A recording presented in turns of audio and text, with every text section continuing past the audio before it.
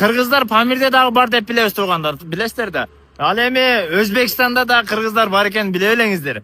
Ошол акебиз Өзбекстандын Андижан деген шаарынан болот экен. Анан Кыргызстанга келиптир азыр. Данный момент ошол Кыргызстанда келип, кичине эки улуттун биримдигине, бири-биринин салттары канчалык окшоштугуна, бул эми эки улутту бөлүп жарыш эмес, балким бириктириш, ынтымакты бекемдеш максатында блог алып барайын деген ниеттери бар экен. Өзү да сүйлөп кетсе. Ассаламу алейкум туугандар. Жалпыңыздарга Бишкек шаарынан жалындуу салам. Урматтуу туугандар, мен Андижан облусу Коргон Тоо району Кыстыбы айылынан болом.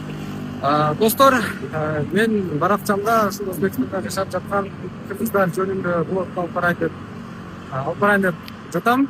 Буюрса биздин баракчада Өзбекстанда жашап жаткан кыргыздардын каада салттарын, айыл жашоосун, тойлорун сиздерге чагылдырып берем. Бизди күзөтүп, каналды күзөтүп барыңыздар, колдоп, поддержка кылып туруңуздарды суранабыз. Ылдый жагына өзүнүн аккаунтуну белгилеп коем. Ошол жака кат алып, көргүсү келгендер ошол жактан күзөтсөңүздөр болот. Анан тууганыбызды колдоп коюшуңуздар дагы жакшы болот иншалла.